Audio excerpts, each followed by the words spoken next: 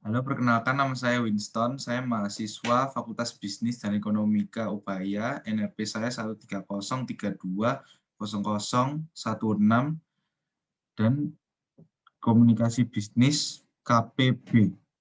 Topik pembahasan dalam presentasi kali ini yaitu yang pertama, saya akan menjelaskan sedikit tentang virus COVID-19. Dan yang kedua, saya akan menjelaskan bagaimana penyebaran virus corona terjadi di Indonesia.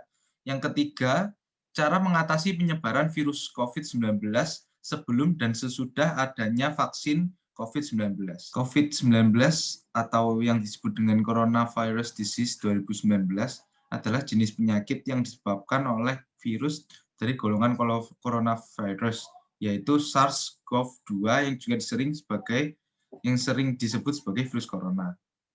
COVID-19 awalnya ditularkan dari hewan ke manusia. Setelah itu diketahui bahwa infeksi ini juga bisa menular dari manusia ke manusia.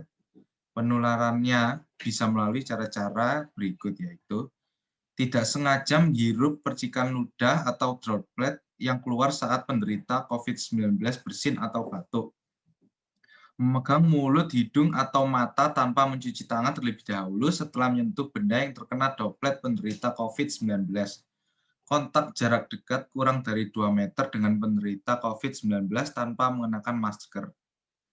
Untuk mengatasi virus ini, Indonesia sementara belum memiliki vaksin yang bisa mengatasi secara tuntas dan hanya bisa menetapkan 3M, yaitu memakai masker, mencuci tangan, dan menjaga jarak. Tetapi hal itu tentunya tidak cukup untuk mengatasi penyebaran virus COVID-19 di Indonesia.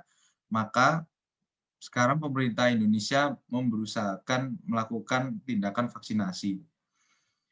Vaksin adalah bahan antigenik yang digunakan untuk menghasilkan kekebalan terhadap suatu penyakit.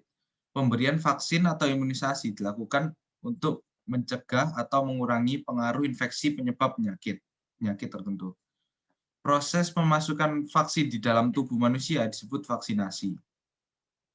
Karena banyaknya masyarakat di Indonesia, menurut kompas.com, yaitu sebanyak 271.349.889 jiwa, maka vaksinasi membutuhkan waktu yang cukup panjang untuk dilakukan, apalagi untuk melakukan vaksinasi, masyarakat membutuhkan 2 kali penyuntikan.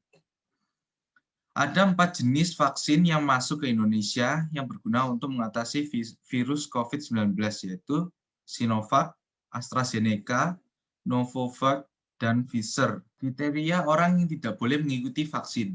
Nomor 1, terkonfirmasi COVID-19. Nomor 2, ibu hamil dan sedang menyusui.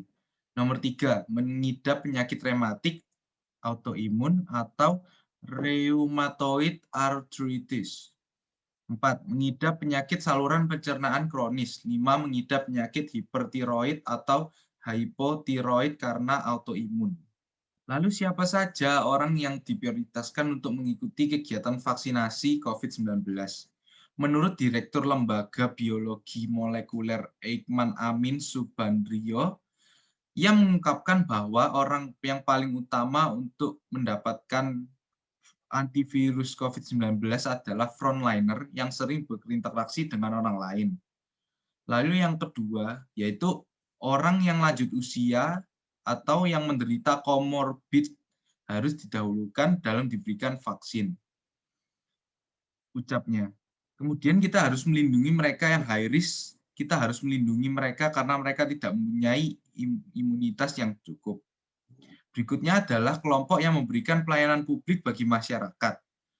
Kelompok keempat yang terakhir adalah mereka yang dikhawatirkan bisa menyebarkan virus ini, misal dari kontak tracing atau dari orang yang terlebih dahulu terkena tutup.